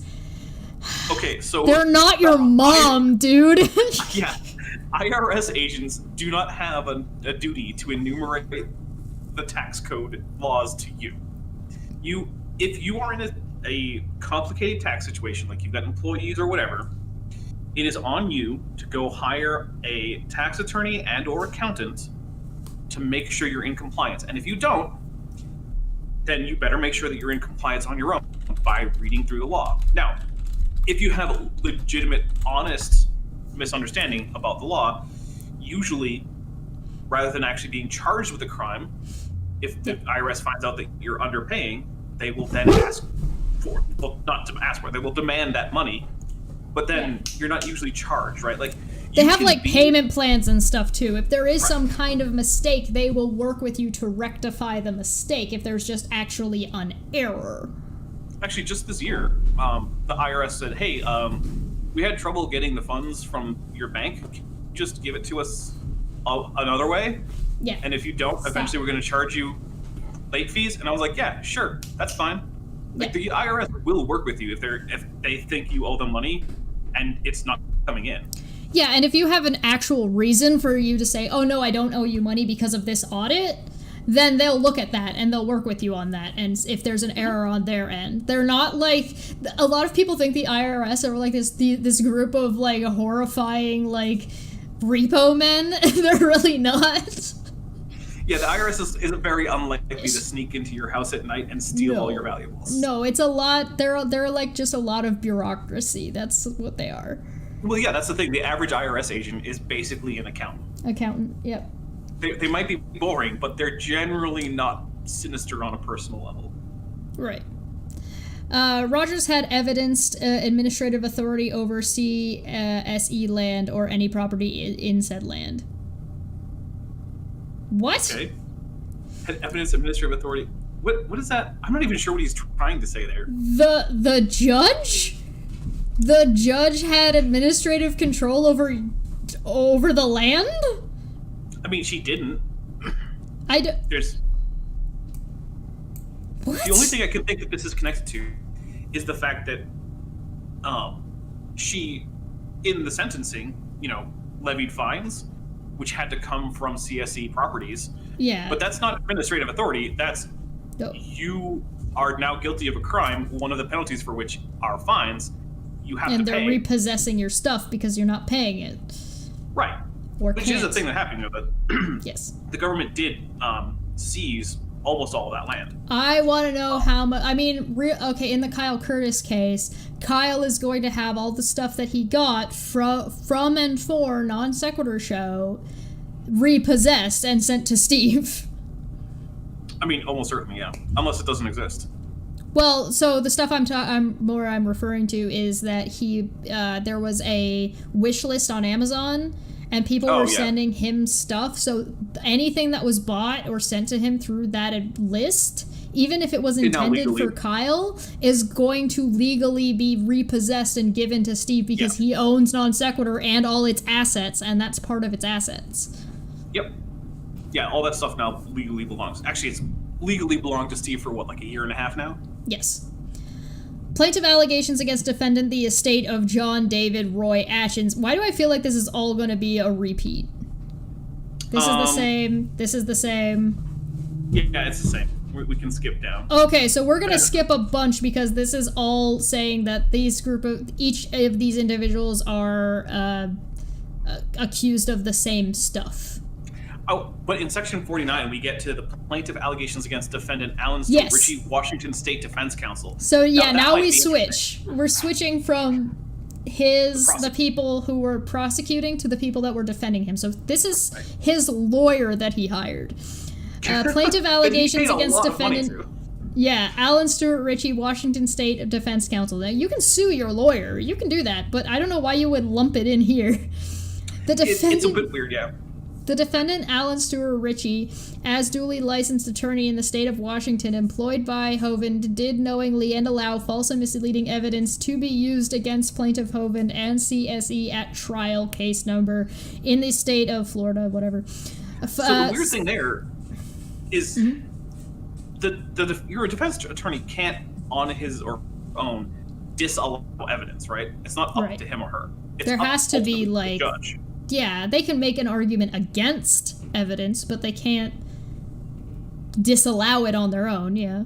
Right, yeah, you can raise objections, you can give arguments as to why this or that evidence shouldn't be admitted, whatever, but ultimately it comes down to the judge. It's not up to your defense attorney.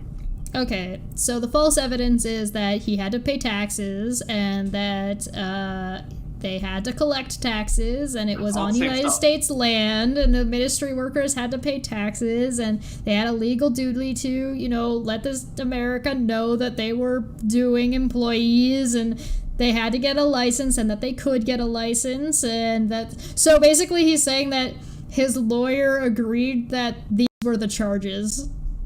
Yeah, basically his lawyer's like, yes, that's why we're here. Paramount Damn notice, you, here we lawyer. go. Here's the different thing. Yay. Paramount notice that on or about 03/15/2019, Kent E. Hovind and Paul John Hansen both mailed 3 separate FOIA requests upon the United States of America Internal Revenue Service, the IRS, and Scott Schneider requesting if Hovind or CSE now had a legal duty to acquire an EIN, employer identification number, or withhold taxes from any man that works for Hovind or CSE under the exact same scenario that operated in 2006, upon which Hovind was prosecuted. No response has been received from any of the recipients. So he's saying they didn't answer me, so therefore they were wrong? Yeah, so for those of you who might not know, FOIA is the Freedom of Information Act, and basically it means that if the government has records or like tapes or anything like that, they are required to give it over upon request, unless there's some compelling reason that they can't. Like, for instance, if it's classified for security reasons or it's part of an ongoing criminal investigation, then they don't have to give it up. But otherwise, they generally do. But it is not there to force government officials to write a letter to you saying, yes, you have to follow the law. Yeah, no, why would you do that? That would be absurd. Yeah. So basically, Kent Hovind is saying, I requested documents that don't exist under FOIA. They weren't returned to me. Okay, that's great. Sorry, buddy. The Athens said, Kent, I object. Judge, what? Kent, I didn't do it. Judge, evidence? Kent, I am a man of God. I won't lie. Yeah, I mean, most people would lie about beating their children, so you'd be the judge. To be honest, the thing is, though, the Athens, that's a better defense than the one he actually ended up mounting. That's true! I don't understand what's happening. That's true. Count 1, 42, USC 1983, against defendant United States of America, plaintiff realleges and incorporates by reference paragraph 1 through 51 above. Plaintiff claims damages under 42 USC 1983 for the injuries set forth above. Defendant United States of America for violation of constitutional rights under color of law. Count 2, false imprisonment. Plaintiff realleges and incorporates by reference paragraph 1 through 51 above. Plaintiff was arrested with no sworn complaint in the official record that meets the Fourth Amendment requirements as followed in the Bill of Rights and of the Constitution for the United States, which is the custom and policy of the defendant. Wrong. Yeah, as described. Yeah, as described more fully above, all of the defendants against the United States of America, while acting individually, jointly, and conspiracy, as well as under color of law and within the scope of their employment, caused Hovind to be falsely imprisoned in violation of constitutionally written law for Hovind as a man right cannot be arrested by warrant, and then, yeah, you can absolutely be arrested by a warrant, and then prosecuted without the defendants meeting the requirements of said Fourth Amendment's Bill of Rights. That's the thing. They did meet all of those requirements. So it is true that the government of the United States of America is not allowed to grab a person off the street, yes, and then just toss them in prison. Like, that's not okay. They're also not allowed to just show up on your doorstep, break down the door, and grab you. Yeah. There are processes that have to be followed, and if they aren't, it is cause for throwing out the entire case, right? And as well as you can sue the district and you can sue the police and stuff like that. That happens. That's a thing that happens, has happened in the past, and will happen in the future. There are parts of the United States where if they try that and you kill them, you will get away with it. Yep. There's a reason that Texas has largely ended no-knock raids. It's because juries in Texas were like, oh, someone didn't knock on your door, they just broke it down and you shot them with a shotgun, that's fine. Oh, it was a cop, I don't care. Doesn't matter who you are, don't just break into people's houses. Yep, so, but none of this is what actually happened. What actually happened is... He got a warrant. Yeah, they got a warrant. Basically, the investigators went to a judge and they said, hey, For these reasons, we think we need to search Hovind's property. And the judge was like, yeah, okay, that seems reasonable. And then they got the warrant. They found evidence of his crimes. They arrested him. There was a grand jury convened. He was indicted. He was tried. All of this is the perfectly normal. This is just how criminal courts work in the United States. There is nothing suspect about the process of any of this. Nope. Not even a little bit. In fact, they even cited the laws that he was like, hey, could you cite these laws to me? And they're like, yeah, here they are. Now that and you're on then he's trial. like, you're false. That's false evidence. Right, that's false exactly. testimony. No. That's not how any of this works. No. God damn it. God damn it, Can you Ken. imagine a world that worked the way that Ken Hovind thinks it should? I don't want. Like it wouldn't just be bad. It would just not be functional. You literally wouldn't work this way. Yeah, you wouldn't be able to have people living in large groups as we do. Yeah. As a result of this violation, Hovind suffered injuries including but not limited to emotional distress, loss of... I cannot wait to see Kyle try to submit something that said that he was under emotional distress. Loss of reputation, loss of revenue, loss of relationships, such as divorce after 42 years of a blessed marriage. You got her sent into jail, you dipshit! Also, I love the use of blessed in a legal document. It's like... Blessed. This is actually a pretty long-standing legal tradition in like basically going all the way back to England. You don't get to invoke God in court, except in like things like swearing in and such. Yeah. You can't argue that God is the reason that something happened. You can't say that something was God ordained. None of that. The court basically, for centuries now, long before the United States of America existed, basically the English legal tradition has basically held that for the purposes of the law, other than things like swearing in and stuff like that, God essentially doesn't exist. Yeah, you can't use that as an argument. You have to argue without it. Yeah. Now, does that make the court atheist? I don't know. It makes it secular. It would make it secular, not necessarily atheist. And that's one of the reasons it's why... not denying God's existence, it's just putting it aside for the time being. You don't get to argue God in the court. Which was not necessarily the case in, church courts, which were also a thing, right?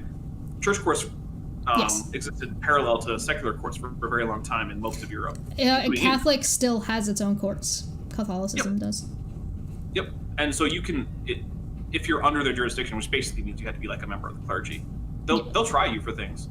And it's not legally enforceable by a government, but I mean, it's basically their version of like HR discipline. Yeah. Loss of revenue, loss of relationships such as divorce after 42 years, as if the length of time matters, of a blessed marriage, followed by complete abandonment by son Eric, good job Eric, daughter Melissa, and all grandchildren, lucky kids, with close to no speaking engagement as compared to being booked up in advance for 18 months prior to the conviction, as associated with speaking in 30-plus countries and in 50-plus churches, and before more than 50,000 people yearly before the said arrest in 2006, where all this false notoriety started and Hovind's popularity vanished. Dude, you really think that with the advent of and the popularization of like the internet, you really would have lasted that long anyway? Much long after you did? Here's the thing that really boggles my mind, though, about this paragraph. There's a kid missing from this. Yes. Yes, there is. Kent Jr. is a person who exists, who Kent Hovind likes to completely ignore for the reason that Kent Jr. has developmental problems. It's a big oof. And so Kent likes to completely ignore his existence as much as possible. Last I heard, Kent Jr. was working for Eric Hovind as a cinematographer and cameraman. I wonder why he's estranged from his family. It must be because of the lawsuit and being in jail. It's definitely not because of the way he treated his family in any way, shape, or form. Yeah, that definitely isn't an aspect of this at all. Yeah. The misconduct described in this court was objectively unreasonable and was undertaken intentionally, systematically, with willful indifference to Hovind's constitutional rights. The misconduct described in this court was undertaken pursuant to the policy and practice of the U.S. Attorney's Office and the IRS, as the manner is described more fully above.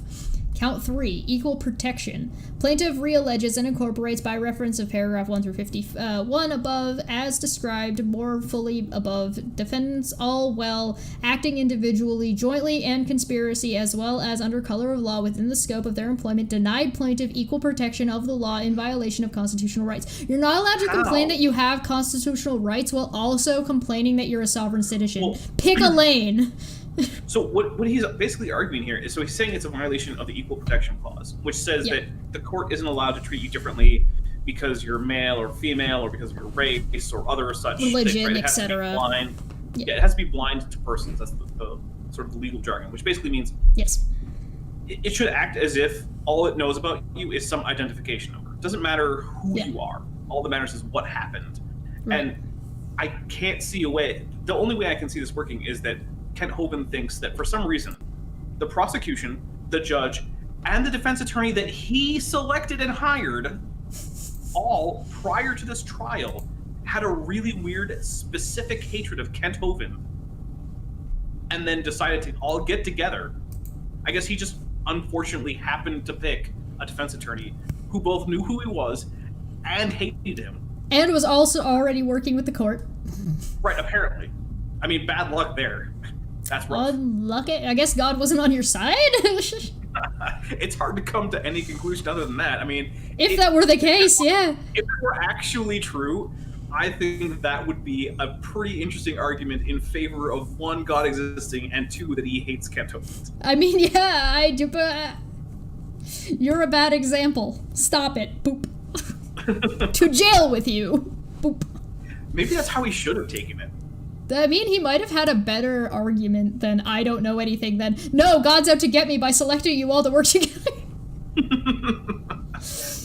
Specifically, these defendants actively participated in or personally caused misconduct in terms of abusing select people who are deemed in conflict with the state and federal unconstitutional agendas to govern the American people beyond the constitutional authority, all done in a manner calculated to coerce, confuse, and secure unjust convictions. Oh! Okay. Okay. There is sometimes actual inappropriate collusion between judges and prosecutors to secure convictions, especially in local levels, especially county and city levels. Yeah. Where a lot of funding ends up coming from fees for minor misdemeanors, right? And there's actually collusion between the police and the courts to get especially poor people. Is Mr. Serious? Sorry, Mr. Serious says the entire court was Big Logic fans. David A. also said, I'm writing a scholarly paper and the style of this court complaint is grating on the ears. You should read his thesis. Oh, so that's the thing. I have considered getting a recording of myself reading the thesis. Like an audiobook? And then publishing it, and then maybe also even going through it at some point. It might be interesting. I might just get a robot to read it because it's long, and I don't know that I want to read all of that out loud into my microphone. But we'll see what happens. It's no promises, but it might be a thing. That's the 5,000 subscriber special. I just straight up recap. Oh my goodness, that actually isn't the worst idea I've ever heard. Mm-hmm. I'm not so bad most of the time. Okay. So. Where were we? You were saying minorities and poor people being taken advantage of by local police. So that does happen, but we don't really have any evidence of it happening in this case, right? In this case, there's no evidence that Kent Hovind was targeted for because of his race, his sex, his economic status, his religion, or even just his religion, or even just that for some reason there was a personal distaste for Kent Hovind on the part of the judge and the prosecution. Yeah. I can't see. I imagine they might have garnered that distaste for him over time, but. Oh, yeah, during the trial, maybe, sure. All done in America, blah, blah, blah. Said misconduct was motivated by adverse political... Really?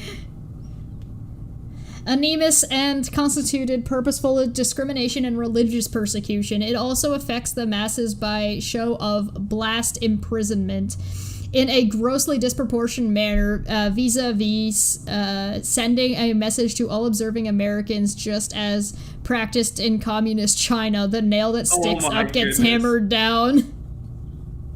Oh my goodness. He is a martyr. An unwilling martyr.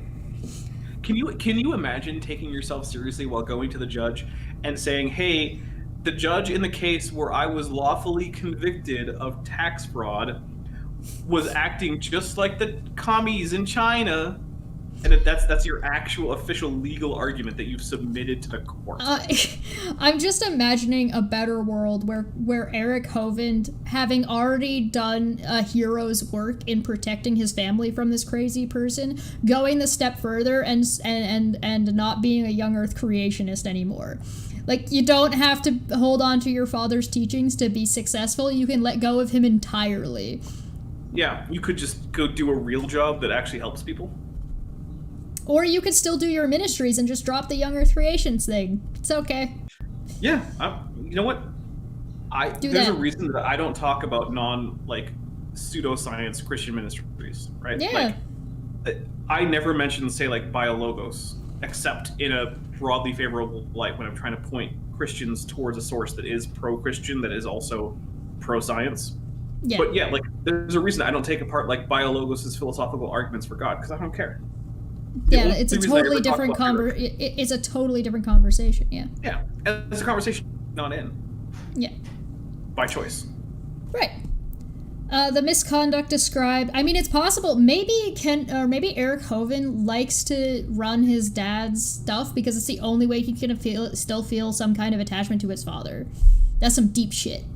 Ooh. I don't know if I'm ready to go that deep in the psychoanalysis of Eric Hovind. I mean, I don't know. I don't even watch the guy. I'm just spitballing. Don't listen to me. Well, he's hard to watch now. He's put everything he does behind a paywall now. Oh, has he? He went from anybody can look at this and review it to don't talk to me? Yeah, basically. Now all of it's rough. You pay for this conference, and it's like an internet conference where you get to watch someone else's Zoom hangout, and the someone else is like Eric Hovind and Ray Comfort, and it's just like I would love to sit down and have a conversation with the guy on Non Sequitur or something. That is something that would be interesting, but paying to watch him talk to Nathaniel Jeanson and Ray Comfort. Yeah, I don't need to be a fly on the wall in that conversation. For some reason, Paul from Paulogia pays for that, and I'm like, hey, more power to you, man, because at least that means that every once in a while, if I need a clip, I can get one from you. Yeah, I mean, I guess. You wouldn't catch me paying to listen to Ray Comfort and Eric Hovind. Yeah, fair enough. I mean, I guess by proxy, that's the people who pay Apologia are paying Eric Hovind. Weird. Okay, I'm thinking too deep about this. Moving on. De-invest? Don't de-invest. By supporting Apologia's channel, you're supporting Eric Hovind's ministry. What? I've gotten too confused. All right. I can imagine. I know of a few people who I could imagine making that argument. Yeah, I mean, I wouldn't. I mean, technically the truth, I guess. I feel like the damage that Paul does is probably worth way it. more significant than the $5 or $10 he pays them every. Oh yeah. Oh, absolutely. I can't imagine that being a real reason to not support Paul. That would be ridiculous. Yeah. I just just the technical truth of it is bizarre in my brain. All right, the misconduct described in this court was objectively unreasonable and was undertaken intentionally with a willful indifference to plaintiff's constitutional rights. The misconduct described in the court was undertaken pursuant to the policy and practice of the U.S. Attorney's Office and the IRS in a manner described more fully above. It was the policy and/or custom of the United States to fail to exercise reasonable care in hiring, training, and monitoring its officers, including all defendants. Including the people you hired. It's not the United States' job. That's not how the bar works. Yeah, the government doesn't train lawyers. Okay. Or the jury. They kind of train the jury in that the judge, as acting as an agent of the state, gives them jury instructions. Yeah, they get instructions about like the position and etc. and like what they're expected to do, but they don't like sit through like a hiring process. They don't. Although there is actually there is a process for selecting a jury, but that's not a hiring process. There is some controversy, which is it's not very much in the limelight, but it is the case that there are in fact judges who routinely give not actually true jury instruction. Ooh, instance, that's not good. It's actually routinely, fairly routine in the United States for judges to say to juries that they are not supposed to judge the merits of the law, only the case. But that's never been true. Oh, okay. So that sounds like it's supposed to be advisement. Like, don't pay too much attention to the narrative, just pay attention to the facts. Well, the deal there is that they're trying to avoid jury nullification of laws, which is basically when a juror says, oh, yeah, they totally did the thing, but the thing shouldn't be a crime, so I'm going to say not guilty. Oh, okay. That has been a part of the Anglo-Saxon English and Anglo-American law forever. It's always been the case that jurors are allowed to say, "No, this is a bullshit law, so I'm not going to convict." Yeah, you should be allowed to say that. You are. Yeah. So that's one of the only places where I know that there's any routine misconduct in terms of jury instruction in the United States. Gotcha. That does happen. That is interesting. Yeah, well, the courts don't like it, and randos off the street are like, hey, this law is stupid. Yeah. Oh, like, who the fuck are you? Yeah. And the answer to that is, well, I'm a citizen. This is my job. They're the citizens who are supposed to be a check on your power. Yeah, it's exactly what a weird, like, I like it. I'm all for that kind of shit. All right, chaos. Thereby failing to adequately prevent constitutional violations on the part of its policy enforcers, as acting in direct violation of the plain view of the Fourth Amendment Bill of Rights as afforded man's entities, property, and CSE, whatever.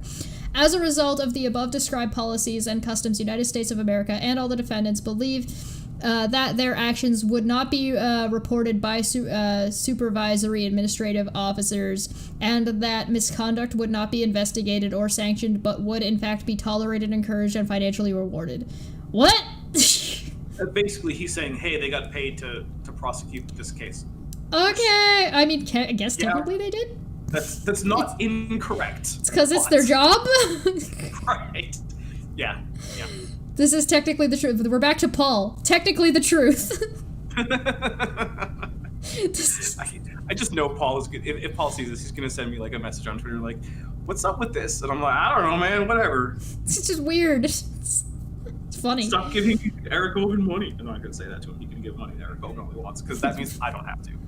I mean, yeah, it's funny. It's just funny. It's not supposed to be a slight or anything. It's just a little bit giving me it threw me for a loop and gave me a bit of a giggle. The above described policies and customs demonstrate a deliberated indifference on the part of the United States of America to the constitutional rights of free, independent men like plaintiff in America, and were the underlying cause of the violations plaintiff's rights and alleged herein. I don't get it. How do you get you can't have your cake and eat it too. You don't get to be like, I'm a sovereign citizen, I don't have to follow the rules because I'm protected by these rules that are only partially cherry picking half of the rules. Well, so the sovereign citizen is basically just sort of the epitome of trying to have your cake and eat it too. They would like all of the protections and rights afforded by the United States government, but they would not like to ever actually be subject to its jurisdiction unless basically they're on a military base or like on the Capitol in DC, or actually it is actually just in DC in general, because that is federally administered land. So yeah, it's a weird thing, and the thing is that no government has ever operated this way. Now, if you want to have the separate discussion about like, oh, how should governments operate and whatever, okay, that's a different question. Conversation, yeah. But these guys are trying to say that the way that de jure the United States is obligated to operate isn't the way they are. They're supposed to operate in this nonsensical way that no government has ever operated in. And it wouldn't be consistent, which is the problem. And it would need to be consistent for it to not be a problem, which is why things are done the way they are. you also get the stuff like he thinks that like FOIA requests can be asked of like government agents to basically say, hey, what is the law? Yeah. But if that were allowable, then you could bring any agency to a screeching halt simply by filing essentially indefinite numbers of FOIA requests. They would all have to process. You would, it would just, there's no reason for it. It wouldn't work. It wouldn't function. It would just collapse in on itself instantaneously. Yeah. There would be no point of having any kind of judicial system. Now, maybe that's your goal, right? That could be, goal is to take down the United States government, I'll say, I mean, okay, I understand that that's your goal, and then in this case this makes sense, but that doesn't generally seem to be Kent Hovind's goal. Like, he doesn't seem to be I think Kent Hovind's goal just seems to be, I want to be left alone to do whatever I want to do. Yeah, basically. And to some extent, I have a little bit of sympathy for that, because, you know, most it's people annoying do. But the thing is, it's like, okay, but... Okay, but you broke the law? Yeah, and then your defense was just, what? I didn't know, bro. Yeah.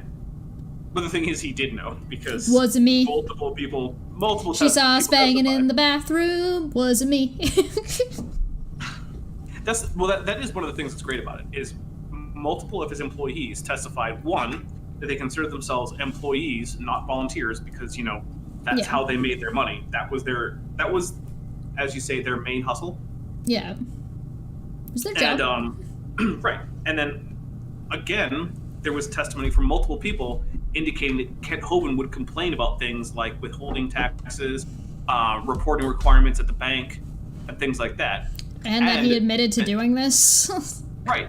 So the witnesses that were his employees talked about the fact that he would go and withdraw just under $10,000 to avoid being having essentially the bank report to the government that he was withdrawing large sums of money, and then that way he could pay his employees in cash, so that he didn't have to pay any withholding taxes. So he didn't have to pay FICA, he didn't have to pay payroll taxes, none of that. Yeah, I mean, were all those people just working against him too? Were all of them colluding? Yeah, all of his employees were against him. They were all in with the court. Everybody's in on it.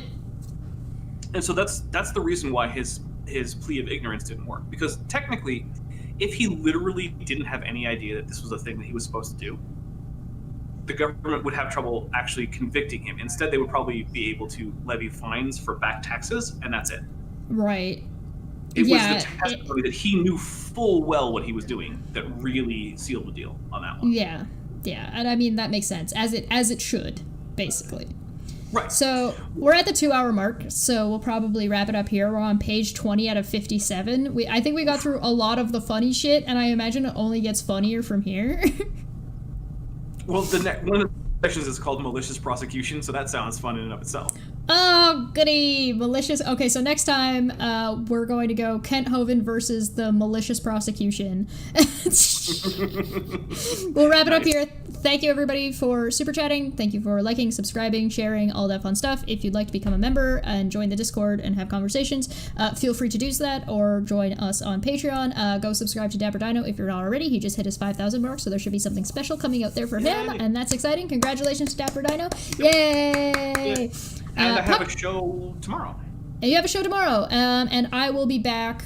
I might be back tomorrow to talk about the stuff that's gone on with Team Skeptic. I don't know if that will be tomorrow. It might wait till Monday night. We'll see. There's still some things. Unlike some people, I like to actually find out what the fuck's going on before I run my mouth. So we'll wait till I wait and see kind of where things are at. I also don't want to cause things to get worse in any way, shape, or form. So I want to take my time a little bit and see what's going on, but I like Mr. Sirius says society is in collusion. I mean, that's what it comes down to. Society's in collusion. The whole thing is against Kent Hovind. Everybody's part of our and Ra's 666 club. All right, everybody needs to join my club. You have to pay me $1 button. Goblin clubs. All right, I'll see you guys next time. Go sub to Dapper Dino. Link to this will be in the description below if you'd like to read it yourself. And we will be back soon with another one going through this. We haven't sussed out a date. I'll let you guys know as soon as I know. And don't forget to come and watch us play D&D every other Monday. So it won't be this Monday coming up. It'll be the next Monday, and it will be at 7 p.m. So same time as this one was, but on Monday. I'll see you guys later. Bye-bye. Ba-da-da-da-da-da-da-da-da-da-da-da.